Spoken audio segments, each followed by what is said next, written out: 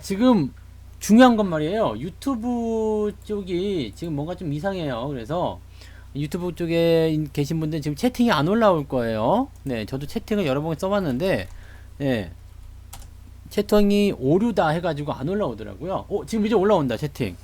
여러분들 채팅 이제 되네요. 네, 어, 오류가 다 수정이 됐는가 봐요. 네, 오류 수정이 됐으니까 이제는, 네, 여러분들 유튜브 채팅 쓰셔도 될 것 같습니다. 유튜브가 계속 안 됐었어요. 그래가지고 이거 안 되는 거 아니야 그랬는데 딱 방송할 때 되니까 네 제대로 되는군요. 자식들 말이야. 네. 자, 오늘 저녁 방송은요 주식학교의 야간 방송. 네, 야간도 아니지 사실은 뭐 8시 뭐 이거 야간도 아닙니다. 그냥 저녁 방송. 가볍게 1시간 동안 저하고 시장의 이슈, 기타 등등 이야기들 저하고 나눠보시면 되겠습니다. 방송 전에 앞서서 우리가 또 공지사항 알려드리고 또 전하는 말씀 이야기해드리고 그리고 시작을 하도록 하겠습니다. 우리 88TV에 가시면 네 지금 현재 뭐가 나오고 있냐면 그 아빠가 쏜다 이벤트가 진행 중에 있습니다. 아빠가 쏜다. 아빠가 쏠 때 네 꽉 잡으세요. 네 아빠가 이제 그 내일 모레 11월 13일 날 네, 그 생신이세요. 그래서 이번에 그 부자 아빠 버스데이 해가지고요. 네, 생신 잔치죠, 잔치. 네, 생신 잔치. 11월 11일부터 오늘부터요. 11월 15일까지 일주일간 잔치가 열리게 됩니다. 그래서 요거 여러분들이 잘 이용하시면 되지 않을까 생각되고요. 자, 이벤트 첫 번째는요. 30% 할인 더하기 11만 원 할인 해가지고 엄청 깎아드립니다, 이번에. 그래서 30% 할인은 원래 이벤트였고요. 11만원 할인은 아빠가 쏜다에 포함되는 거라고 보시면 되겠습니다. 1개월에 50만 6천원, 3개월에 150만원, 12개월에 514만원인데, 514를 12로 나누니까 40만원 꼴밖에 안 되더라고.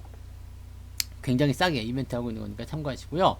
또 이벤트 두 번째, 이벤트 기간 동안 가입 대상자를 대상으로 매일 한 명씩 추첨해서 일주일 기간 추가가 되는데요. 오늘 네 가입자 추첨 일주일 연장 되신 분들 네 광야님이 진행되셨고요. 2일차, 3일차, 4일차, 5일차 계속 진행될 겁니다. 그래서 가입자 언제가 가장 그 가입자가 적을까? 네 그런 거 머리 싸움 한번 하셔가지고 네 당첨의 확률을 한번 높여보시기 바랍니다. 자, 그 다음에 부자아빠님 무료 방송이 11월 10일 있었고요. 그 다음에 13일 오전에 있고요. 17일 저녁에 또 있습니다. 요 3일간 무료 방송에 참석해 주신 분들, 또 채팅에 참여하신 분들 추첨을 통해 가지고 일주일 무료 초대 사인을 드리고 있으니까 또 그냥 무료 방송, 유료 방송에 가입하지 않더라도 무료 방송만 잘 들어도 네 5명 일주일 무료 초대 진행될 겁니다. 11월 20일 날 발표가 되니까 요거 다음 주 수요일까지 한번 해보셨으면 좋겠습니다. 부자빠님 방송 편성표는요, 무료 방송 편성표 이거 보시면 나와 있죠. 네, 수요일 날 아침 9시부터 11시까지 진행되고요. 그 다음에 저녁에 일요일 날 저녁에 20시부터 21시까지 방송 진행되고 있으니까 요거 잘 참고해 주시면 되겠습니다. 네, 어서 들어오세요. 그래서 부자 아빠의 그 아빠가 쏜다 이벤트 여러분들 잘 한번 활용해 주시기 바랍니다.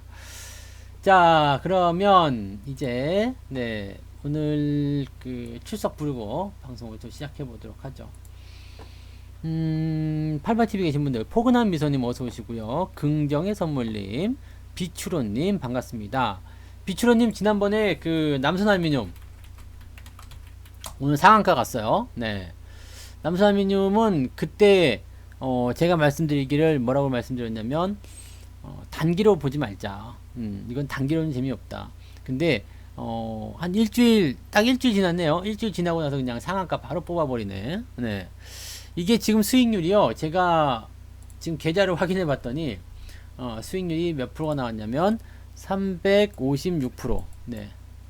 356%가 네, 수익률이 나와버렸어요. 오 마이 갓. 네, 대박 터졌죠. 그래서 상당히 많은 수익이 지금 진행이 되고 있습니다. 356%. 자, 지금 그 아까 전에 88TV에 가시면은요. 제 그 제 아들 계좌가 있거든요. 여기 회원 경험담에 가시면은요. 그 2월 들어 수익 나서 신나요? 라고 한 게 있는데, 남선 알루미늄이 1127원에 매수가 됐거든요. 그래가지고 지금 가격이 얼마였어요? 아까? 네. 5140원. 네, 5140원. 그러다 보니까 지금 이때보다 더 많이 뛰어서 100%더 올라갔어요. 그래서 356% 수익이 나와 있고요. 여기 지금 전체 수익률도요. 410만 원으로 늘어났습니다. 그래서 수익률 계산 잠깐만 해볼게요. 뭐 더 늘어난 거 없어요. 똑같은데 수익률이 410만 원이 됐어요. 410만 8천 원, 411만 원이죠. 411만 원이 됐어요. 그래서 빼기 340은 네 71만 원을 벌었어. 나누기 340은 수익률이요 21%. 네, 와, 굿. 네, 21% 수익률로 늘어났어요. 계좌 수익률이요 21%가 됐습니다. 2년 동안 2018년도 1월부터 시작했는데 계좌 수익률 21%. 이 정도 할만하죠. 계좌 더블 될 때까지 계속 달려보자 이 말입니다. 지금은 시기가 좋으니까 이런 것도 잘 이용하시면 도움이 되실 것 같아요. 그래서 요거 네, 남산하면 오늘 상한가 같다는 거 말씀 전해드리고요. 자, 녹보수님 오셨고요. 아카시아꽃님, 그린마녀님 어서 오세요. 추세추종 S님 어서 오시고요. 머니 유통맨 네 좋다 이거 머니 유통맨 네 동네 차트 부자님까지 오셨고요. 게스트분 네, 계시네요. 어서 오세요. 좀 복 받으시고 행복한 저녁 되시기 바랍니다. 자, 그리고 유튜브 계신 분들, 자, 이제부터 채팅이 또 돼요. 네, 얼마 전까지, 방금 전까지만 해도 채팅이 안 됐었습니다. 그래서 아주 방송 개판 될 뻔 했는데, 유튜브가 오류를 또 수정한 것 같아요. 자, 박성범님 오셨고요. 100억님, 반갑습니다. 루루2613님, 그 다음에 카우마더님, 소엄마님입니까? 소엄마? 엄마소야, 소엄마야. 하여튼 카우마더님, 네. 이분도 약간 음모가 있네. 음모. 네, 그죠? 음모. 네, 그리고요. 즐겨찾기님, 김숙한님, 어서 오시고요. 수수한 낙엽님, 백년투자님, 반갑습니다. 부자남편님, 어서 오시고요. 백년투자님 가입하셨어요? 네, 복 받으세요. 네, 앞으로 좋은 일들만 많이 생기실 거예요. 러브머니님, 네. 예전에 여성 전문가분 있지 않았나요? 잘 모르겠습니다. 네. 난가? 안녕하세요. 이게 얼굴만 가리면 걔잖아. 안녕하세요. 네. 아이고야, 이거 큰. 이러면 안 된다. 네. 네. 또, 이렇게는 하지 않겠습니다. 네. 좀 이렇게 목소리 좀 괜찮지 않았어요? 안녕하세요. 네. 이헌종님, 조재곤님, 네, 아무튼 반갑습니다. 네. 아이고, 이러면 안 되는 건데. 네, 미안해요. 여성 전문가분 있었는지 모르겠어요. 뭐, 토하기는. 뭐, 여자분들 뭐 다 똑같지 않아, 목소리? 오키 목소리죠, 오키. 아저씨? 그러고. 아저씨? 아저씨는 김밥 아니지 달걀이 좋아? 막 그런 거 그거? 으악! 네. 특파원. 네, 특파원 있었어요. 특파원 있었는데 미국 들어갔나? 모르겠네. 네. 요새 통 안 보이네요. 특파원 있었어요. 맞아요. 특파원. 전문가라고 해가지고 몰랐잖아. 특파원이라고 하면 알았는데. 네. 그래요. 네. 아무튼 여러분들 오늘 모두 환영하고요. 자, 시간이 많이 없는 관계로요. 제가 아시죠? 다음 시간에 전문가분이 바로 방송을 이어서 하시기 때문에 시간이 많지 않아. 지난주 목요일처럼 한 2시간씩 하면은 아주 그냥 넉넉하게 하시면 되는데 그렇지 않기 때문에 오늘 이야기 바로 풀어서 가도록 하겠습니다. 오늘 여러분들이 궁금해하시는 궁금해하지 않을 것 같긴 하다. 네. 오늘의 방송 주제, 오늘의 주제 공부를 제대로 하는 방송입니다. 중국발, 네, 중국발 디플레이션. 벌써부터 말이 자체가 어려워, 제기랄. 네, 중국발 디플레이션 vs 디플레이션 대 그리고 또 뭐죠? 신흥국 국채 수익률 상승. 네, 자, 요 이야기를 할 거란 말이에요. 그러면 중국발 디플레이션과 신흥국 국채 수익률 상승이라는 것은 서로 상반되는 이야기다라는 것이 어디서 우리가 알 수 있어요? 이 vs. 네, 뭔가 겨루기를 한다는 얘기잖아요. 디플레이션과 국채 수익률 서로 상승, 이 부분이 겨루기를 하고 있다. 자, 그러면 어떤 놈이 에너미인지 알아야 될 거죠. 어떤 놈이, 네, 어떤 놈이 시장에 더 나쁜 영향을 주는 놈일까요? 어떤 놈일까요? 네, 중국발 디플레이션이 더 나쁜 영향을 줄까요? 아니면 국채 수익률 상승이 나쁜 영향을 주는 놈일까요? 중국발 미세먼지도 뭐 물론 네, 나쁜 놈이긴 합니다. 근데 미세먼지는 이제 내년 봄에 생각해 볼 필요가 있을 것 같고요. 네. 지금은 뭐 공기 괜찮지 않습니까? 그리고 겨울철에는 일단 네. 아, 그렇겠네. 겨울철에 바람 방향이 또 바뀌죠. 제기랄. 네. 시베리아 쪽에서 네, 바람이 이렇게 내려오잖아요. 아이씨, 여름에는 이렇게 밑에서 올려가지고 네, 괜찮았었는데 미세먼지에 슬슬 네, 역습이 시작될 수도 있겠군요. 큰 선풍기 같은 거 하나 있었으면 좋겠어요. 그래갖고 서해안에다가 장착해가지고 막 네, 이렇게 네 가죽 피리 소리. 아이고, 네, 오늘 좋은 거 계속 얻어 가시네요. 가죽 피리. 네. 자, 잘 모르시겠어요? 시장의 나쁜 놈은 어떤 놈입니까? 디플레이션이 뭔지 아세요? 디플레이션? 네. 너무 어려운 주제인가요? 디플레이션은 D죠, D. D. 네. 예전에 그 신문에 D의 공포 해가지고요. 얘기가 나온 적이 있었어요. D의 공포. 그래서 어떤 분이 저한테 물어봤었어요. 이 D의 공포가 뭡니까? 그래가지고 제가 역으로 다시 물어봤죠. D의 공포가 무언 것 같습니까? 그랬더니 혹시 또라이의 공포? 네. 이것도 맞는 얘기야. 또라이들은 좀 무섭잖아요. 그래서 혹시 또라이의 공포? 네. 그게 아니라 D의 공포는 디플레이션. 이거는 맞습니다. 물가 하락이라고 되어 있어요. 물가가 하락하는 거, 어떻게 보면 괜찮은 거 같기도 한단 말이에요. 네. 물가 하락. 나쁘지 않잖아요. 그렇지 않아요? 네. 10,000원짜리 오늘 빼빼로 정말 비싸긴 했죠. 비싸긴 했는데 그 한 꽉이 1,500원씩가 돼. 와, 나 깜짝 놀랐잖아요. 근데 이 한 꽉이 1,500원 하던 빼빼로가 내일이 되면 어떻게 되겠어요? 한 1,400원. 그 다음 날은 1,300원. 계속 떨어지는 거. 이게 물가가 떨어지는 거. 이것이 바로 디플레이션이다 라고 보시면 됩니다. 자, 그 다음에 국채 상승. 네. 국채 수익률이 상승한다. 이거는 무슨 얘기일까요? 무슨 얘기? 채권 수익률의 상승. 이렇게 보시면 돼요. 국채 수익률의 상승. 근데 이 앞에 우리가 하나 더 붙여야 돼요. 신흥국. 네. 신흥국. 국채 수익률이 상승한다. 요걸 이제 봐야 되는데, 요것은 어떤 의미가 있을까요? 신흥국의 국채 수익률이 상승했다.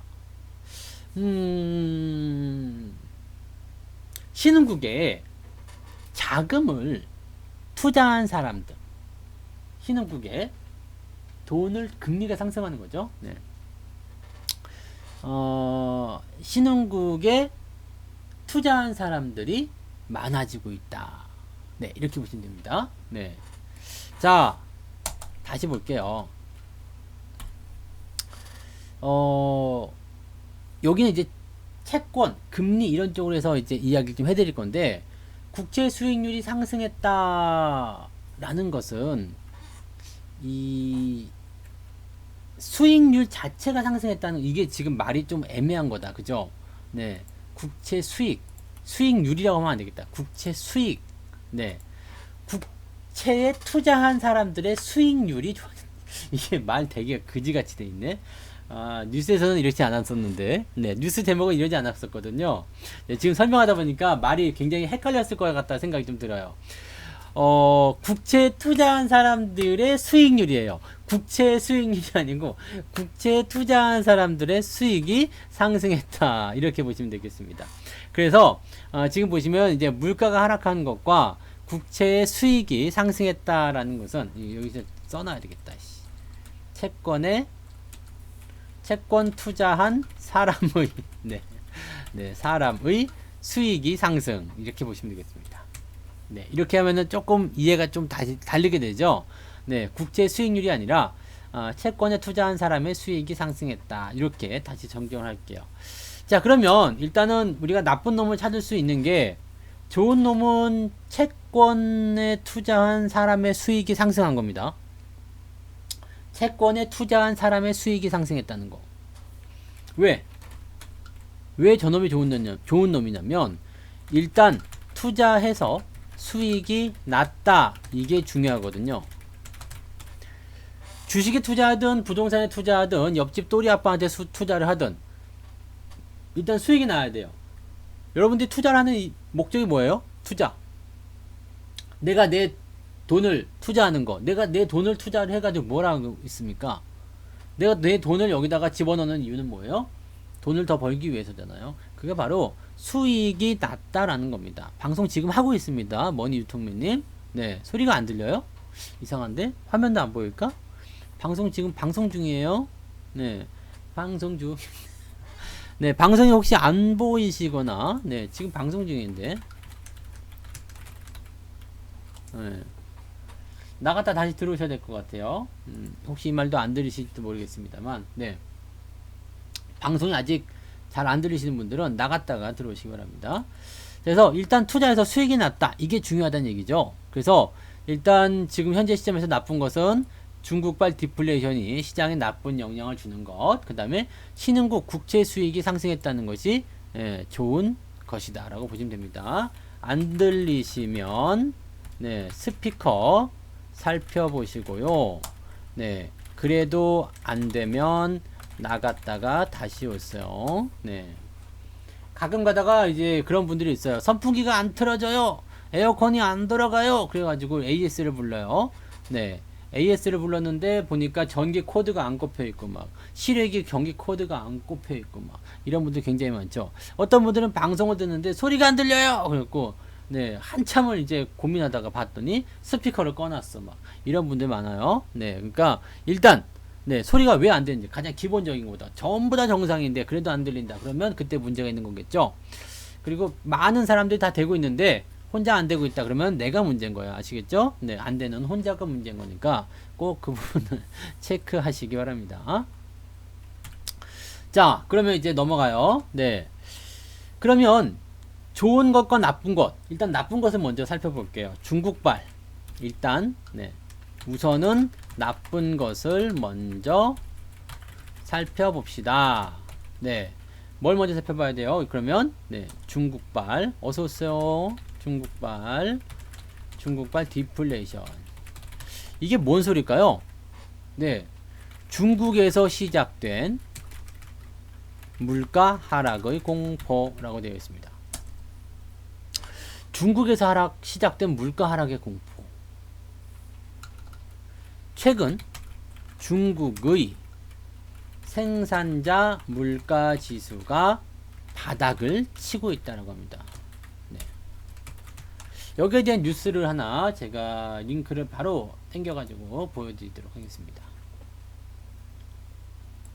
유튜브가 서버를 한번 건드리고 나더니 이 방송이 상당히 좀 깔끔하다 이제. 네, 계속 이렇게 막 끊기고 막 그랬었던 것 같았는데 잘 돌아가네요. 네, 중국발 디플레이션 이렇게 해갖고 뉴스를 찍어 놓으면은요, 이런 거 볼까요? 이거 옛날 거 있네요, 그죠? 2014년도에도 중국발 디플레이션 뭐 이런 것들 얘기 있었고요. 네, 그 다음에 뉴스가 없어. 뉴스를 봐야 돼. 여기 있다, 그죠? 네, 이런 거 보시면 돼요. 네, 최근에 나온 뉴스, 연합뉴스에서 나온 거네요. 한번 보도록 하겠습니다.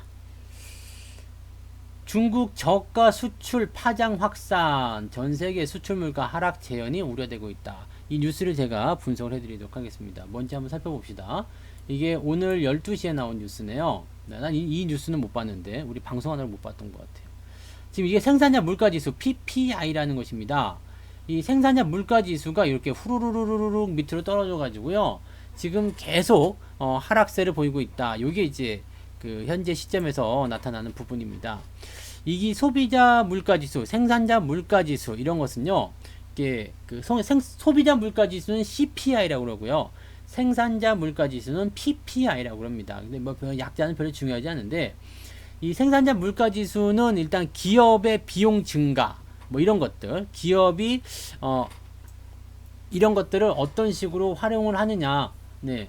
기업이 환경이 그만큼 좋으냐 나쁘냐를 좀 판가름 낼 수 있는 그런 부분을 보시면 됩니다. 근데 이 중국의 생산자 물가지수 추이가 계속해서 떨어지고 있어요. 기업들이 힘들어하고 있다. 이렇게 보시면 됩니다. 힘들어하고 있다.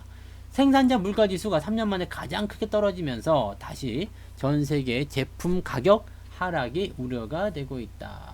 네. 생산자 물가가 1.6% 하락했다. 이것은 뭐냐면 아주 쉽게 얘기합시다. 생산자 물가 사람이 막 공장에서 만들어냈어요. 네, 막 얼음을 다 집어치우고 내가 이 약을 하나 만들었어. 이 약을 만들었는데 원래는 이게 10,000원짜리 약이 돼야 되는데 이게 하락을 한 거예요. 물가가 밑으로 떨어졌어. 1.6% 떨어졌어요. 그래서 10,000원에 팔아야 되는 약인데 이게 9,800원 뭐 이렇게 나와버린 거죠. 네, 물가가 떨어진 거예요. 생산자가 만든 물가가. 그것은 당연히 소비자들 입장에서도 물가가 떨어진 것으로 나타날 수밖에 없겠죠. 그래서 이 생산자 물가의 하락은 낮은 에너지 비용과 30년 만에 최저로 예상되는 중국의 경기 둔화에 따른 것으로 풀이된다. 왜 이렇게 됐을까요? 이상하다. 물건값은 왜 내려갔을까? 사람들이 물건값이 중국의 물건값이 왜 내려갔을까요? 중국의 생산자 물가지수가 왜 내려갔을까요? 아주 간단하게 생각합시다. 네. 뭐 이건 어려운 건 아니잖아요. 왜 내려갔을까? 물건값이 왜 내려갔을까요? 쉽게 얘기해서 지금 여기서 원하는 원인은 이걸로 되어 있죠. 네. 30년만의 최악의 경기 둔화. 최악의 경기 둔화라는 것은 사람들이 먹고 살기 힘들다. 그죠? 네. 다시 말해서 돈 없어. 돈이 없어요. 그러면 사람들한테 돈이 없으면 어떤 상황이 벌어지냐면 사람들에게 돈이 없다면 어떤 상황이 벌어져요? 살 수가 없죠. 네. 살 수가 없어요. 그러면 물자가 남아돌아요. 물건이 남아돈다. 그래서 원래는 100개를 만들면 100개가 팔려 나갔었는데 또는 110개가 팔리기 때문에 약간 무언가 물량이 좀 딸리는 그런 느낌이 좀 있었었는데 지금은요 100개를 만들면 90개밖에 안 팔려. 네. 그러다 보니까 어떻게 돼요?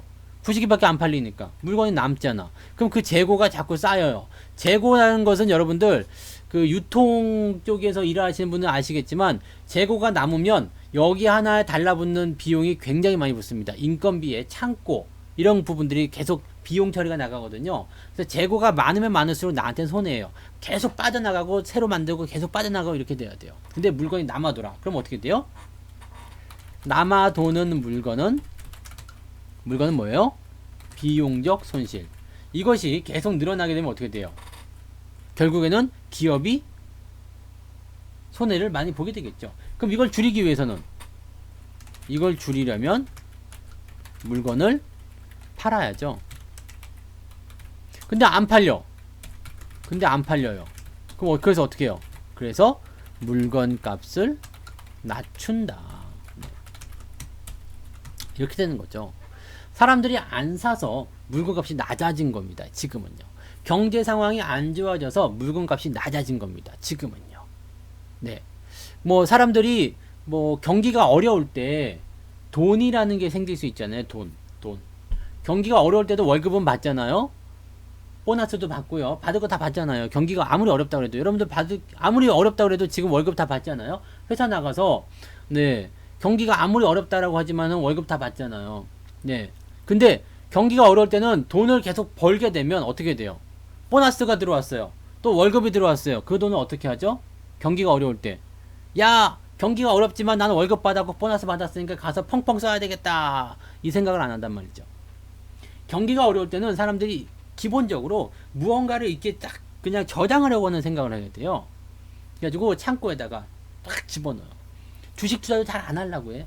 네, 어디다 하려고 그래요? 그냥 1% 2%라도 원금 회복되는데 이런 데다 투자하려고 그러지 절대로 위험한 쪽에 투자하고 싶은 생각 없다고 생각하시면 됩니다. 그리고 돈 자체를 안 써요. 주머니에 돈이 안 나와. 네.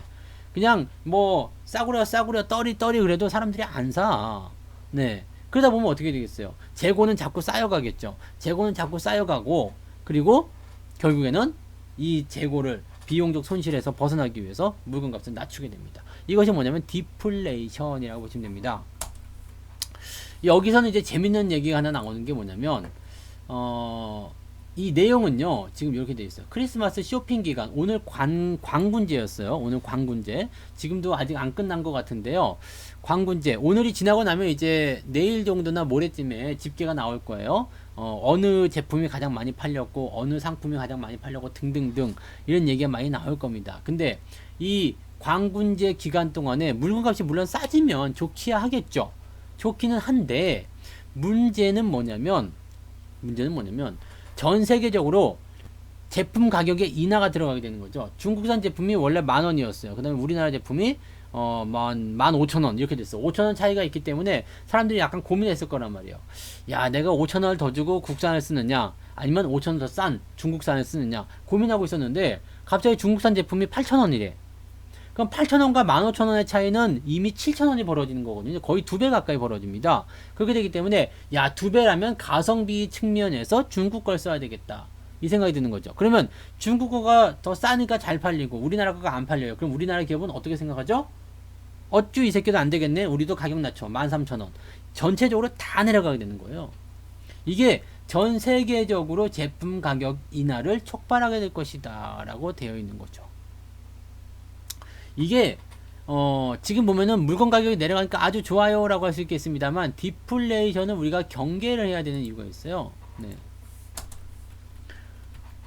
물건 값이 이렇게 내려가면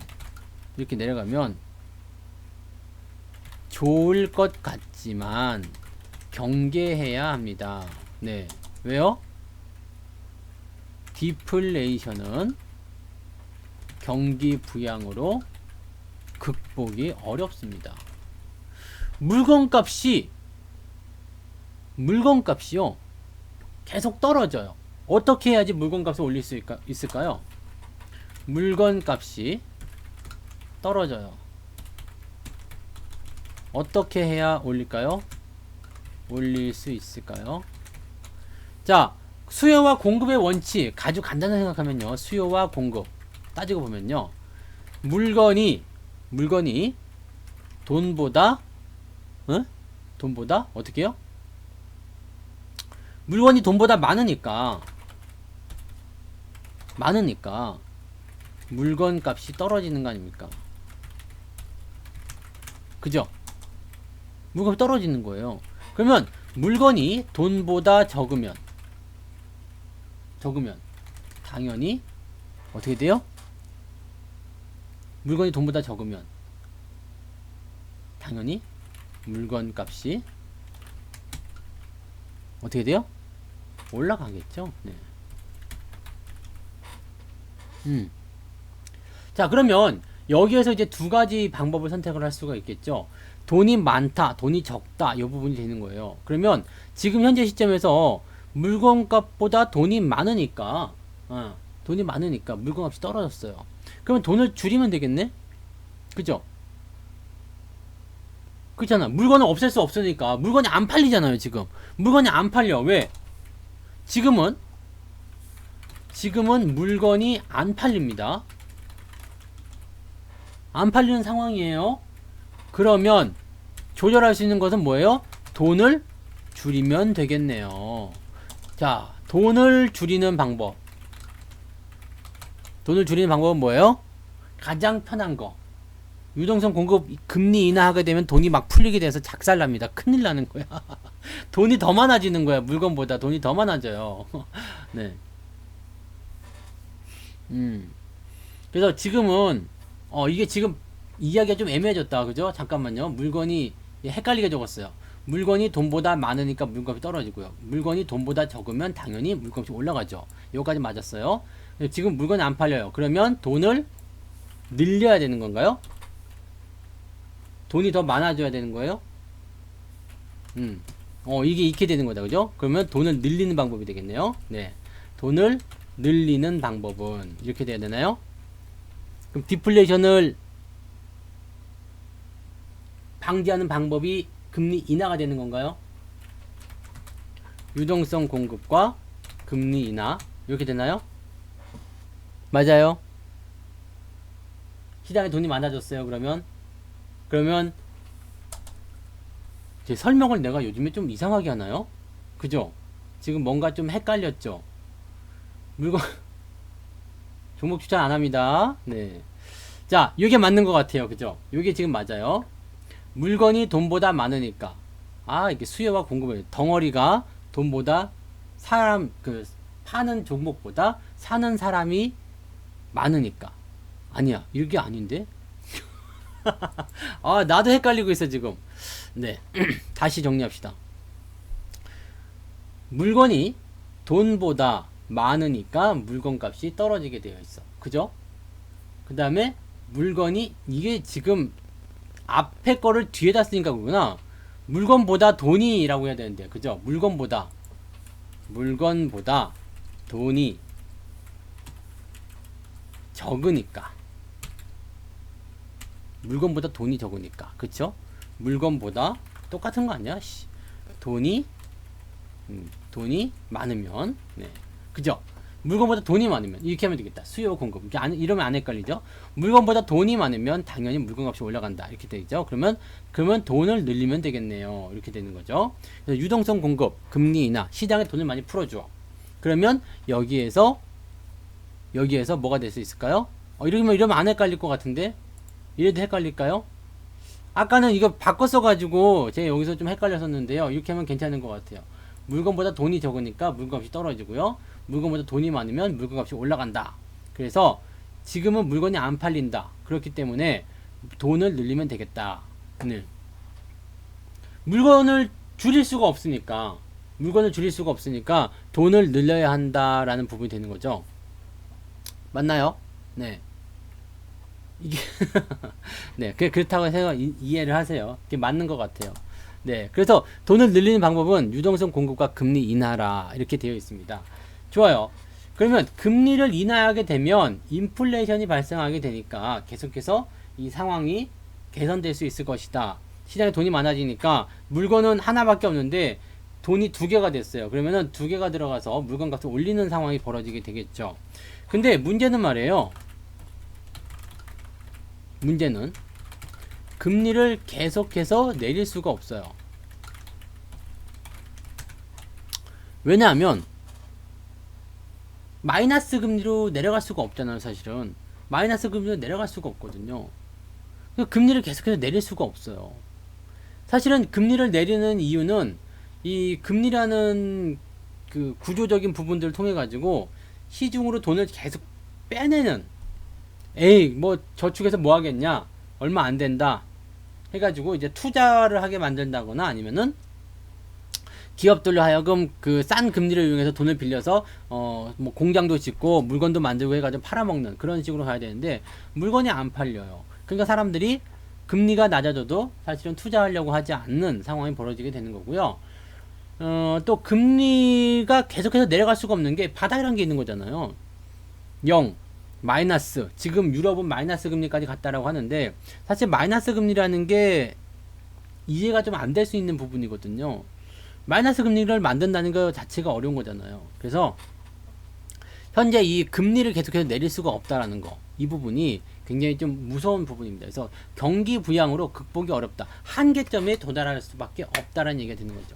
디플레이션 같은 경우는 사실 여기에서는 금리를 인상시킬 수 있는 부분도 안 되고요. 또 물건이 많기 때문에 부도가 나는데 여기서 뭐 경기 부양을 새롭게 들어가기도 어려운 부분이고, 사람들 입장에서는 계속해서 좀 침체의 어떤 국면에 들어가기 때문에 현재 시점에서 이런 모양새들이 심각하게 나타날 수밖에 없다라고 보시는 거죠. 그래서 지금 물건값에 대한 부분들이 이 디플레이션으로 가장 크게 연결이 되는 건데, 자칫 잘못하면 경기 침체와 함께 물건값만 상승하는 그런 상황이 벌어질 수도 있는 거고요. 그래서 디플레이션 같은 경우는 실질적으로 가장 큰 문제점을 안고 있다라고 보셔야 될 겁니다. 그래서 지금 현재 어디까지 가야 돼요? 중국에 금리 하락 여력이 충분한데 우리 금리 하락 여력이 이렇게 충분하지 않은데요. 그렇게 충분한가요? 금리 여력이? 난 잘 모르겠는데. 네. 금리가 지금 거의 제로 금리 아닙니까? 마이너스 그 정도 가고 지금 1점 몇 프로잖아요. 근데 시중에서는 금리를 계속 내릴 수가 없어요. 실질적으로 내릴 수가 없습니다.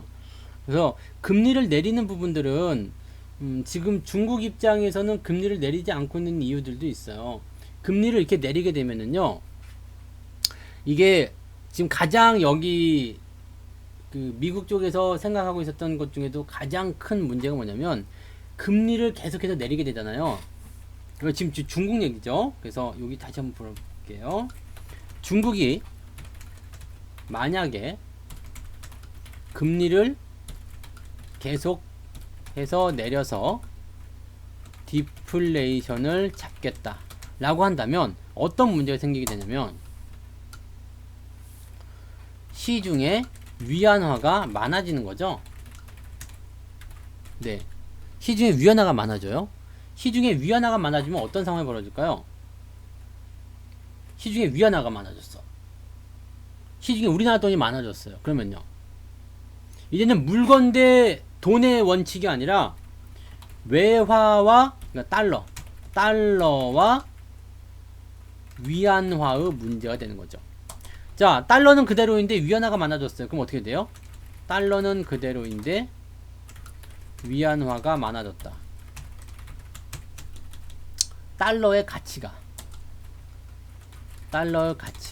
상승하겠죠? 네. 맞아요? 그러면 환율이 급등합니다. 네. 환율이 급등을 해요. 네. 달러의 가치가 상승하게 되면 환율이 급등을 해요. 환율이 급등하면 어떻게 돼요? 급등하면 외국인들이 매도, 투자의 보류 생기겠죠. 이건 악순환이 걸어질 수밖에 없는 상황이 됩니다. 근데 위안화를 걷어들이는 정책들 최근에 좀 폈어요. 그 중국 같은 데서는 그 중앙은행, 인민은행에서 그 증권을 하나 발행을 하죠. 약간 채권 같은 개념인데 그걸 발행하게 되면서 위안화 자금을 빨아들이는 그런 형태의 모습을 가게 됐고요. 그렇게 빨아들이게 되면서 여기에서 무언가가 만들어졌냐면 환율이 지금 중국 위안화 환율 보시면 아시겠지만 7위안 아래로 내려갔죠. 달러당 7위안 아래. 어디 보자. $1고요. 중국 위안화가 6.99까지 뚝 떨어집니다. 그러니까 얘네들이 지금 보면은 이 위안화를 시중에서 빨아들이는 역할을 좀 하고 있는 거예요. 그러다 보니까 위안화의 가치가 조금씩 올라가게 되고 달러 가치가 내려가게 되고 지금 미국에서는 금리 인하를 통해서 약달러 기조를 만들어내고 있는 그런 상태가 되는 거죠. 자, 근데 문제는 말이에요. 이 환율이 계속해서 위쪽으로 상승하게 되면은요, 외국인들이 매도하고 투자의 보류가 일어난 것뿐만 아니라 그 나라 돈의 가치가 떨어지는 거거든요. 그 나라 돈의 가치가 떨어지는 것이 된다라면 그런 나라는 위험한 나라, 투자하면 안 되는 나라, 이런 식으로 돼. 경기가 안 좋은 나라, 이런 식으로 될 수밖에 없어요. 그래서 환율이라는 것은 너무 높아도 안 좋겠습니다만, 이 그 돈의 가치는 너무 높아도 안 되겠습니다만, 이렇게 적당한 수준을 항상 유지하고 있어야지 좋은 것이다라고 보시면 됩니다. 환율이 많이 올라가게 되면 외국인들은 들어오지 않아요. 네, 외국인들은 들어오지 않습니다. 그래서 투자를 보류하고 외국인들이 매도할 수밖에 없는 거죠. 그러면 실제적으로 이제 경기 침체라는 부분이라거나 시장이 어떤 부담스러운 모양새가 그대로 연결돼서 들어갈 수밖에 없다는 얘기가 됩니다. 그러니까 금리를 계속해서 내리는 것은 뭐 내부적으로 뭐 부동산이라든지 이런 것들의 어떤 상승 이런 것들도 나올 수 있을 테지만 이런 것들 대외적인 변수들이 들어오지 못한다라고 보시면 됩니다. 금리를 인상하게 되면 돈이 줄어들게 돼요. 돈이 줄어듭니다. 왜냐면 금리를 인상을 하게 되면은 시중의 금리가 높아지잖아요. 그러면은 은행의 금리가 만약에 높아졌어. 또는 채권의 금리도 같이 높아집니다. 그러면은 어떻게 돼요? 투자자들이 위험한 거 말고 돈 많이 주는데 저쪽에다 투자하자 라고 해서 돈을 은행으로 집어넣든 아니면 채권을 집어넣든 이런 식으로 돈을 집어넣게 됩니다. 그래서 은행 쪽에서 이제 돈을 쭉 빨아당기는 모습이 나타나게 되겠죠. 그러니까 시중에 돌아다니는 돈들이 많지 않다라고 되는 겁니다. 근데 이것도 문제가 있는 게 금리를 인상시켜가지고 돈을 이렇게 빨아들이게 되면 지금 물건값에 대한 부분들은 더 내려갈 수밖에 없겠죠. 그러니까 금리 인상을 할 수도 없어요. 그렇다고 금리 인하를 하자니 금리 인하가 또 될 수도 없습니다. 그러니까 이런 상황이 지금 계속 만들어지고 있기 때문에 디플레이션이 됐을 경우에 좀 문제가 되죠. 이 인플레이션 같은 경우는 조금 이제 편안하게 생각하시면 돼요. 금리 인상을 해가지고 돈을 조금 빨아들이면 이런 쪽에서는 별 문제가 없거든요. 근데 디플레이션 같은 경우는 금리를 계속 내리기도 어렵고 그렇다고 해서 올리기도 어렵고 이런 상황이 되는 거죠. 그래서 디플레이션은 굉장히 시장이 좋지 않은 그러한 내용이다라고 판단을 해주시면 되는 겁니다. 그래서 경제학에서는요, 인플레이션과 디플레이션 두 개를 놓고 보면 디플레이션이 훨씬 무섭고 훨씬 더 다루기 어려운 것으로 부분을 지어놓고 있습니다. 그 정도 참고하시면 될 것 같아요. 그래서 중국발 디플레이션이 지금 이런 영향을 주고 있기 때문에 현재 보게 되시면 중국 쪽에서 나타난 디플레이션이 전 세계로 번지게 되면서 전 세계적인 디플레이션 현상이 일어나게 될 것이다 라고 되어 있는 거죠. 네. 자, 그래서 이게 첫 번째 시장에서 지금 우려하는 부분이다 라고 얘기를 하시면 되는 거고요. 세 번째, 네 번째 이야기로 가서 채권에 대한 수익률 상태를 보도록 합니다. 신흥국 채권 투자의 수익률이 상승하고 있다. 네. 채권의 수익률이 아니라 채권 투자의 수익률이다라고 보셔야 됩니다. 이게 아까 잠깐 헷갈렸던 부분인데 요거를 다시 한번 설명을 해드릴게요. 채권의 수익률은 채권의 금리라고 보시면 됩니다. 채권의 수익률은 채권의 금리라고 보시면 돼요. 그래서 채권의 수익률이 올라갔다는 것은 채권 금리가 올랐다. 그 다음에 채권의 가격이 내려갔다라고 보시면 됩니다. 그래서 여기 지금 채권 투자의 수익률과 채권의 수익률은 서로 반대되는 개념이에요. 이게 조금 헷갈리는 부분이어서 다시 한번 구분을 지어드리는 거예요. 그러면 여기서 한번 이야기를 해봅시다. 채권의 가격이 이 지금 수익률로 계산하시면 되게 어렵고요. 가격으로 생각하시면 돼요. 채권의 가격이 내려갔다. 이것은 어떤 의미가 있을까요? 채권의 가격이 내려갔다. 사람들이 채권을 사지 않고 있다. 이렇게 되는 거예요. 그래서 이 채권이라는 것은요, 쉽게 얘기하면은 내가 너에게, 시간이 짧으니까 막 지금 어떻게 해야 될지 모르겠다. 내가 너에게 돈을 100만원 빌려주기로 했어. 근데 100만원을 빌려줄 때 여기에 10% 이자가 포함이 됩니다. 그러면 110만원을 네가 나한테 100만원을 주면 내가 너한테 110만원을 주겠다는 증서를 주는 거예요. 그래서 100만원으로 110만원짜리 채권을 사는 거예요. 그럼 이제 나는 이제 10%의 이익이 있는 그 채권을 일단 가지고 있는 거잖아요. 이 채권을 가지고 있는데, 사람들이 막 채권을 막 사기 시작해요. 나는 처음에 100만원을 주고 샀는데, 이게 110만원짜리야. 근데 110만원짜리 채권이 나중에는 102만원, 104만원, 105만원, 이렇게 높은 가격에 계속 팔리게 돼요. 왜? 채권을 사고자 하는 사람이 많으면 채권의 가격이 올라가잖아요. 그러다 보니까 나는 원래 10%의 수익률을 올리려고 채권을 샀는데 이게 105만원까지 가니까 짧은 기간 내에 이 채권이라는 부분이 뭐라고 할까요? 한 5%의 수익이 나왔어. 원래는 1년 정도 가야지 10% 수익이 나오는 건데 한 달, 두 달 만에 5% 수익이 나왔어요. 그렇게 되면 어떻게 되겠어요?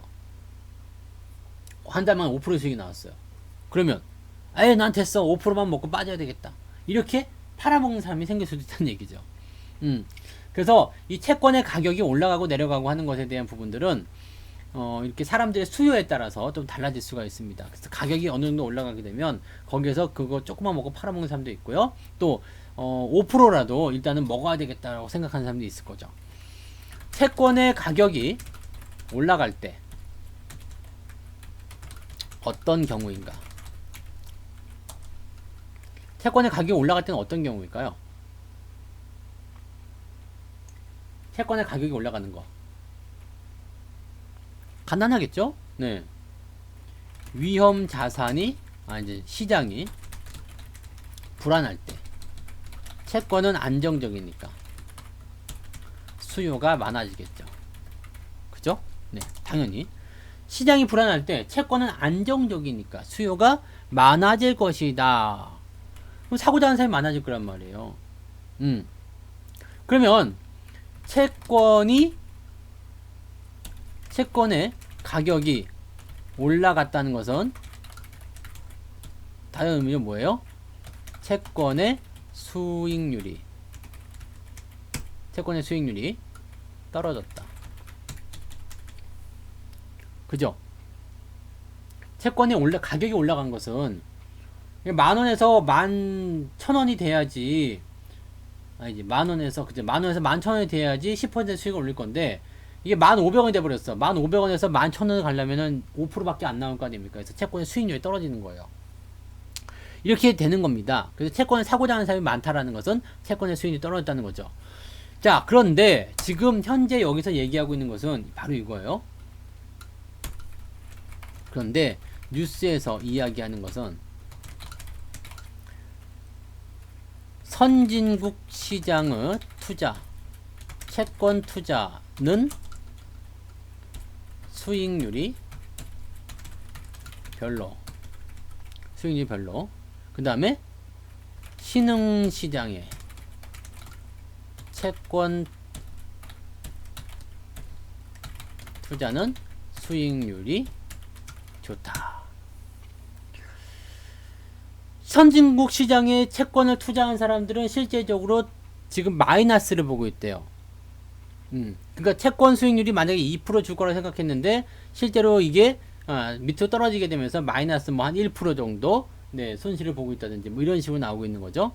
그 다음에 신흥시장에 채권 투자한 사람들은 일단 1%에서 0.5% 정도 이제 채권 수익률을 올리고 있다고 합니다. 즉 채권에 이런 그 수익률이 증가했다라고 일단은 상황을 보시면 되는 겁니다. 요거는요, 다른 의미로 계산을 해볼게요. 수요와 공급에 대한 부분들은 이런 식으로 좀 판단하시면 되는데, 조금 다르게 봤을 때는요, 어떤 의미가 되냐면, 선진시장의 금리는 내렸고, 신흥시장의 금리는 올랐다. 이렇게 보셔도 되는 겁니다. 선진시장의 금리는 내렸고, 신흥시장의 금리는 올랐다. 그 다음에요. 선진시장의 금리가 내려가면서 신흥시장의 금리가 올라간다는 것은 지금은 채권의 수익률이 올라갔다는 쪽으로 될 수도 있겠습니다만, 다른 의미로 해석하게 된다면 선진시장의 투자 매력이 많이 축소되었다. 이렇게 보시면 되죠. 그리고 어디로 갈까요? 신흥시장의 투자 매력이 많이 증가되었다.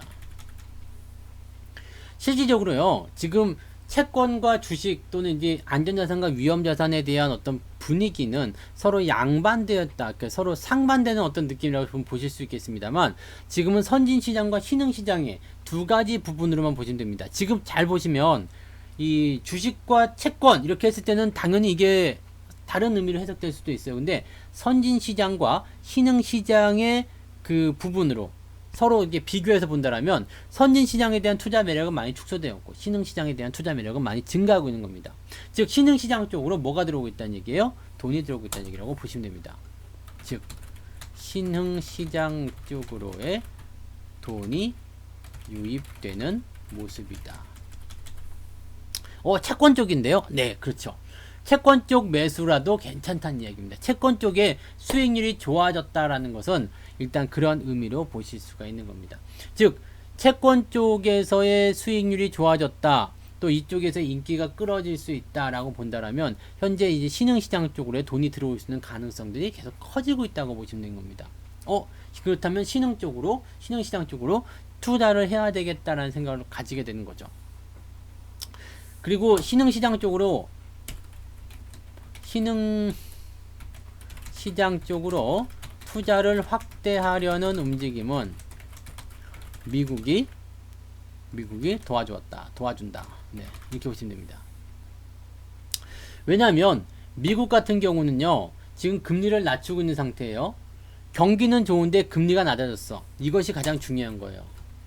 미국은 경기는 좋은데 금리가 낮아졌어요. 그래서 시장에 대한 안정성은 높아졌는데 선진 시장의 수익률이 별로이다. 그래서 어떻게 돼요? 결국에는 그래서